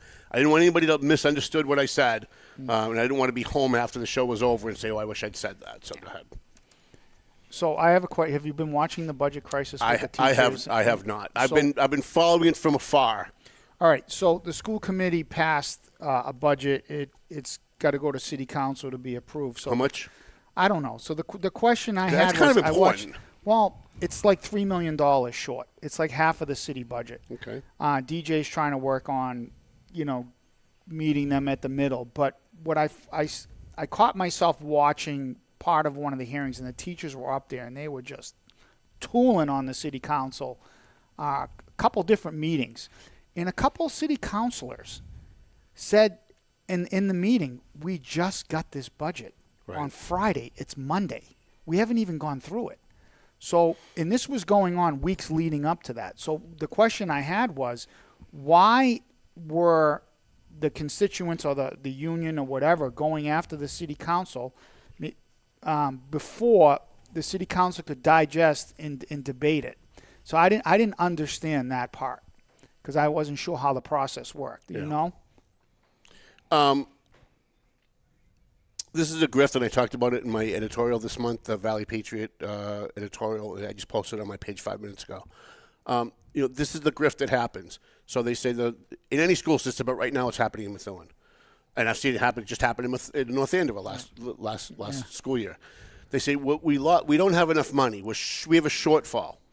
And so the superintendent never says, well, I'm going to get rid of the assistant superintendent and his assistant and her 3 assistants and their secretary and the program coordinator and the program coordinator's assistant. They never say that. They never cut middle management. They never cut the people that are making $160,000 and more. They say, we're going to cut teachers. Why? Why do they say? Because no one's going to hold a sign and rally and storm the Board of Selectmen meeting or City Council meeting and say, don't lay off our middle administrators. They're not going to do that. No. That's never going to happen. But they will go, and they will yell and scream and hold signs and picket and scream and attack people at a City Council meeting over getting rid of teachers, because teachers are perfect. They're wonderful. They care about the children. And so this is the grift that goes on. You have a superintendent like Brandy Kwan, who I was very neutral about up until very recently. I know she doesn't like me because people told her to be afraid of me. She didn't want to come on my show. I tried to Neil Perry when he was around, and she was just afraid because you both know what people say about me behind my back. I would have been very courteous to her. I would have given her all the deference in the world. So I've been very neutral about her. However, now she's playing the Judy Scannell game. Now she's playing the grift. Misappropriating $4 million. Right. Well, here we are. They're talking about $3 million short, and she's not saying, okay, we'll lay off half the number of teachers and half administrators. She's not saying that. It's not program directors or program directors' assistants and assistant superintendents and all these other positions that they are spending an awful lot of money on that really are just people sitting in a desk shuffling paper. They're not helping the kids. They're not contributing to these kids learning English properly, doing math in their head. I'll say it again, the first 3 rights in the First Amendment to the Constitution. They're not doing that. So if they're not contributing to that, then why are they there? They're there because they're all politically connected. We've all learned that through not just Judy Scannell, but prior to Judy Scannell. We know, even in Lawrence, even under Jim Scully, who I love to death, under Wilfredo LeBoy, here in North Andover, under every superintendent we've had, going all the way back to Harry Hartunian. Well, it's in every school system. They can't cut the boots on the ground because, like I alluded to earlier, the bilingual teachers that they need. It's very, very important. But don't cut the teachers, cut the administrators. The amount of people that can't speak English coming from the Dominican or Puerto Rico or wherever some of these Latin American countries is staggering. I had these guys come to my commercial building. There were 2 Dominican guys. They had to do service on our garage doors. One of them, his English was terrific. The other guy's English was marginal. Right. And the guy was embarrassed to talk to me. And his English, he could communicate with me, and I encouraged him. But when I go to Walmart in Methuen, I broke my watch. I went in. I was looking for a watch. The lady, they didn't understand me. Really? The workers? All the workers didn't understand me. Do they have illegal? I went like this, and you know what she said? Okay, order S, and she told me what time it was. Oh they had to go get somebody else. I'll tell you another story about Walmart. I went in there one day. I was take your life in your hands going there. I was getting something, and one of my employees texted me and said, we're out of Windex. Okay? I don't know. He was doing something. He was cleaning something. I'm looking for Windex. I can't find it. So this guy, nice guy, he's got the smock on, Spanish guy. I ask him, where's the Windex? He doesn't speak English. No way. No, I kid you not. So I'm trying to explain to him there was a Spanish guy, a customer, who walked over, told him something in Spanish, and the guy goes, "Oh, sí," and he walked me over to the Windex. They don't speak English. I believe they hire illegal immigrants. So there, you if I'm have not to. mistaken. And what I'm saying is, no one has to have the greatest English. If you ever communicated with some of my father's siblings, their English was terrible. I mean, it was all broken English, half Italian, whatever.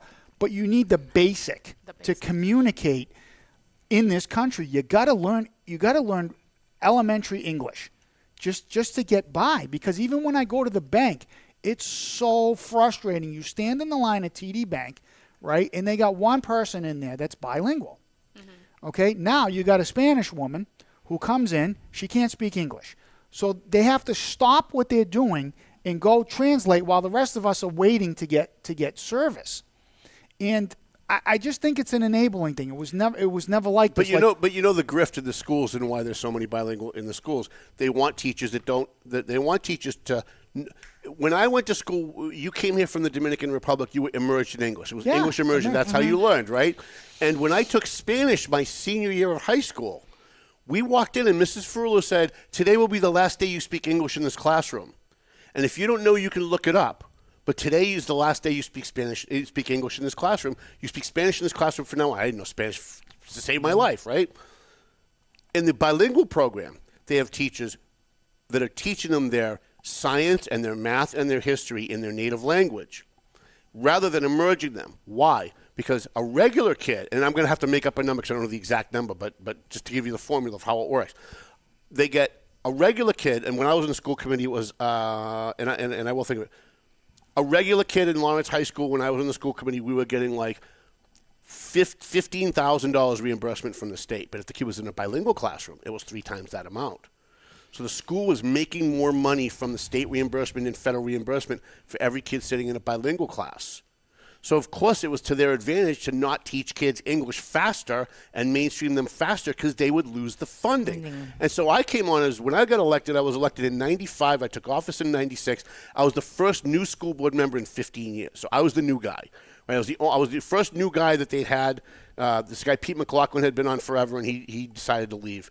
And I ended up getting elected on write-ins, which is why I'm a big fan of write-ins. And I came in and I started asking questions like, well, if these kids are learning their history and their science and their math in Spanish, and they're going to one class a day in English, they're never going to learn English well enough to transition them out. And I was told we don't want them transitioning out. John Husianitis, we don't want them transitioning out. We make more money if they stay in bilingual. Well, come on. You're doing a disservice. We're selling out these kids. Yeah. You're doing a disservice to them. Right. And no one's asking. Anyone that comes here from the Dominican Republic should never give up their culture. Right. You want to keep your culture. I agree. Just get the basic. I love the Dominican culture. Just to get. I'm using the Dominican women. For sure. I'm using the Dominican. But I want one other thing. They can cook. I want to give out a shout to Jana Pesh. She did something at the last city council meeting. Her. That made me chuckle. And you want to hear about this? Sure. She was the sexiest woman alive. Sorry, Don. You keep talking about her physical appearance, but I always say Jana Pesh. She's really smart. She is. So one doesn't preclude the other.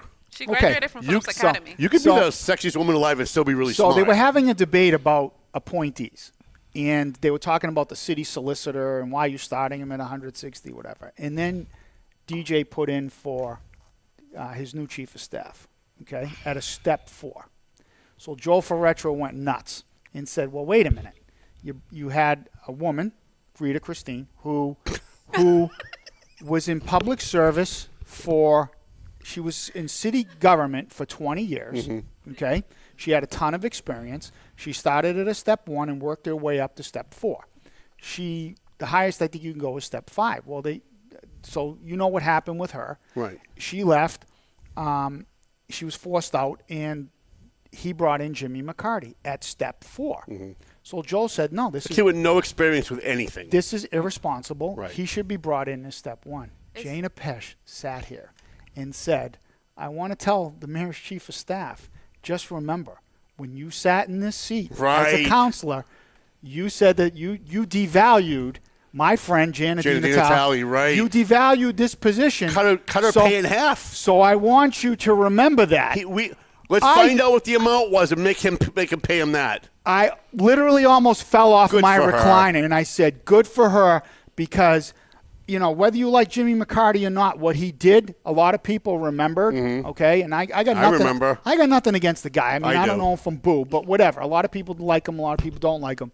But, yeah, if you're going to sit at the city council and strike a deal with Neil Perry to cut the chief of staff so you can bring in his friend, right? Okay, who shall remain nameless, and you cut her pay in half, and now you want to start at $1. Yeah, now you want her job. And by the way, he wanted to vote against Janet DiNatale because she was political. She was on the school committee. This guy just left the city council, a year ago? Wait a minute. I thought you had to wait a period of time before you took it. Was such a great shot across the bow. I looked over, and there's Nick DiZoglio kind of chuckling. That's awesome. And I was like, wow. Yeah. It was like mic drop. How did they allow this? How did they allow this? This is your buddy DJ. I mean, listen, don't call him my buddy. We've been at war for 3 years. I mean, but now he said call him this. But that doesn't make him my buddy, though. I mean, I thought they were hiring for the chief of staff. I deal? like DJ. He's a great guy. I don't agree with some of the things that he's been doing, but that's fine. He's trying. I'm giving him credit because he's trying. He reached out to the Valley Patriot. He's such a nice guy. Yeah. He really is. He's trying. Yeah, he is. He's trying. I'll leave it there. Didn't he cut some money to try to $300,000? Oh, and by the way, speaking of the mayor, DJ Beauregard, he can vouch for me. He was on the phone with me in the airport when I was supposed to be at the bash. We still missed you, though. Yeah. He called me and said, so you want a guy? I can't disclose that conversation. Hold on, I'm confused here. You want a guy to vouch for you who also bailed on my bash? He didn't go. No, DJ Beauregard was not at the bash this year. Promised that he would be. Yeah, I was on the phone with him. Although his campaign manager threw herself on her sword and called me and said, please don't blame him, blame me. And I'm like, I know Ladina Dykes really well. I love her to death. She's awesome. She's one of the best campaigners you're ever going to see for any race. But I also know that she's such a good person that she will throw herself on her sword for her candidate if it smooths things over for her candidate and someone else. So I don't know whether or not it was really her fault. I'm going to give her the benefit of the doubt. But him bailing on my bash is not vouching for you bailing on my bash. I didn't bail. I was stuck in an airport. As far as I know, the two of you were on a beach somewhere laughing. I'm going to bring you the airline stuff. I was like, where's Dave? Can I bring you the airline stuff? What's that? Yeah, airline stuff. Yeah. And there's nothing worse than being in a delay and then you see on your phone the mayor's calling you. I said, this can't be good. But I can't disclose that conversation. All right. Why not? Tell us. No. What happened? No. You're not getting your kid a job in the city, are you? Oh God, no. All right, okay. No, I feel vindicated. That's okay. all I'm doing. I mean, for a long time, everybody said I was wrong. Right. But you know what's funny? I'm the asshole. I'm the guy everybody says he's an asshole because he said this about a certain person. It was so horrible what he said. Isn't it terrible what he said? And then when I turn out to be right, and when he goes, well, yeah, okay, maybe he was right. But it's never like, oh, maybe he's not an asshole. Like when I said it, I was an asshole. But now you find out what I said was true. And I never get to, well, maybe he's not an asshole. It's just kind of this begrudging, okay, maybe he was right. Rather than like, oh, well, maybe he's just not quite the asshole we thought he was. Maybe he just knew more than we thought he did. Yeah, some people say that, and they say, Tom Duggan's an asshole. I go, yeah, but he's my asshole. He's all mine. I gave you a hug today, didn't I? And if Dawn had said that, it would have meant so much more. Are we grabbing lunch after? Or? I have to go to work. My phone's been blowing up. I got to put on back. I wore my Caribbean shirt for my. I thought we were going. We're gonna go dancing, but I got to go back to work. My phone's been blowing up. I thought we were going to Salvatore's and then on the deck. Oh, can I tell you a story about Salvatore's? Sure, real quick. All right, real quick. So my wife, we were driving, and she said, I'm hungry. And I said, okay. She goes, I really want Salvatore's. And I said, okay. So we went, and Michael, of course, comes out. He's hugging me, right? And so I ordered salmon with mixed vegetables. And the carrots that came on the plate, I was like, wow, these are the best carrots I've ever eaten. And my wife sat there. And I hope she watches this, because another time I was vindicated.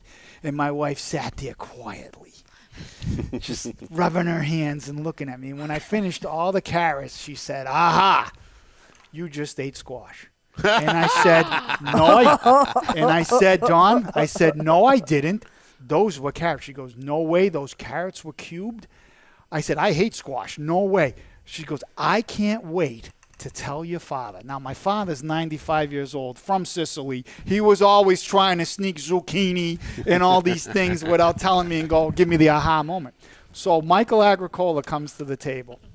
And I said, Michael, those carrots, and he goes, yes. He verified that they were carrots and they weren't butternut squash. It was like someone shot my wife's dog. She was so upset that she couldn't go to my 95-year-old. I'm like, what do you got to say now? She goes, I still don't believe it. And then the waitress came over and goes, there is 0 butternut squash in the kitchen. So if that was butternut squash, we don't know where it came from. That's but awesome. Thank you to Michael Agricola for sticking up for his buddy David. It was a great meal. So that's my story before I leave. All right. Do we want to say goodbye? Yes. I guess. Excuse me. I guess. Anybody have anything else? Dawn Sign Tech and Pleasant Valley Landscaping Contractors. No. It was so fun to meet Dawn. I learned a lot about immigrating from Canada. One of my favorite parts of my job, probably the most favorite thing about my job, is that I bring normally people together that normally wouldn't cross paths. Like, you're a landscaping guy. She's a sign person. She's in North Andover, way out in out country. You're in West Methuen. You guys probably would never cross paths if not for a guy like me. And so I love the fact that I bring really good people together. And it's one of the things that the bash is really all about. Like, I look out and I see people that don't know each other at the beginning of the night, and they're doing business. Like, we're at the after party, and they're like, "Oh, well, I'm a mortgage broker," and the other guy's like, "Well, I'm a real estate guy." And all of a sudden, they're doing business together. Right. And I'm like, "Oh, this is just great," because none of these people would know each other across paths. I've had the same sign guy for 30 years. So if he ends up retiring, Dawn, you let her truck. I'm here. Okay. I do. I just got to get you all my vector files, right? From the last 30 years. When he retires, he'll send them over. All right. All right. Let's start our goodbye song. We also want to thank Alejandro. Oh, yeah, Alejandro graduating yesterday from That was the cutest picture. Can I bring him up here? He is so cute. He's so adorable. Bring him up here. Alejandro! Go. He was named for Alejandro Sanz. I love this kid. He's so adorable. Come here, buddy. And he comes every week with intern girl. Ah, there he is. There he is. Congratulations. Say hi. There he is. All right. He's a good kid. He's so damn cute. It's ridiculous. He's a good boy. Yeah, he is. He's so quiet. First time I met him, he didn't like me. But then I gave him quarters out of my pocket, and we're he's all about money. We're besties now. He is all about money, just like his mom. The old guy that still carries change. The first day you brought him, I said to Nancy, I said, intern girl brought her son to the studio, and she said, no, she didn't. I said, what do you mean, no, she should? I didn't hear him. I would have heard him. I said, the kid was so quiet. He's so well. This is literally the best, well-behaved kid that I know. Oh, well, thank you. He's a good boy. I work hard. That's because if he doesn't, his mother will kick the crap out of him, right? No, I never put my hands. I don't have to. All I really? have to do is talk to him. Really? Good for you. The only place she's putting her hands on my hip to teach me how to do salsa. Well, I wanted to put her hands somewhere else, but... Oh, my goodness. On Dave? You want to put your hands on Dave? No. It's not what I meant at all, actually. No. That's what I heard. I got my Christmas goose early. Nice recovery. Good job. Dawn, maybe, but definitely not. Run, Dawn, run. Keep trying. I just have one last question. I'll just shuffle. He has to catch me. Yeah. It's going to be I a just lot have of work. one last question. Do you Yes. speak another language as well? You speak No, French? not anymore. No, not No, we started learning French in kindergarten, and my children actually started school in French immersion, so they were reading and writing in French before English. Okay. But it's been a long time. I can understand it better than I can speak it. Okay. I like Montreal. Can you say something in French? Can you say, I love Tom Duggan and I want to marry him? Yeah. No. No, you can't say that. Dead air. Come You on. want to say goodbye to everybody in Oh. French? Yeah. Well, that's easy. Au revoir. Ciao. All right, Yeah. very good. Ciao. Oh, Ciao. I spent a week in Montreal, and all I know is bonjour. That's all I know. Oui. Yeah. Bonjour. Bonjour. I spent All a weekend in Good day. Montreal once, and that's why I think my son Joey's a Canadian citizen. Oh, boy, let me tell you. Butternut squash. We stayed right near the Forum, which is right near St. Catherine Street. It was carrots. And I don't think we ever left that 4-block area. Like that's the whole week. That's where we were. I'm not kidding. All right. I'm not kidding. Montreal, you don't have to go far. No, you don't. There's No. a lot to do. And they're full contact strip clubs out there. Like out here, you go to a strip club, you can't touch anybody. Yep. Up there, we were shocked. Like we were watching guys. We were like, wait a minute. We're talking What's about all strip this? clubs. She's waving in I know. planes. Do we want She's on the deck of Do a- we want to say goodbye and have Yeah. this conversation out Yeah, of all air? right. Okay. We're going downhill if we're talking about strip clubs Yeah. at the end of Very the show. good. Very Yeah. good. All right, roll up, Mel. I can always tell he's here because I'm echoing. You got to pull me down because you're killing me on the echo. All right. So needy. I love that angle.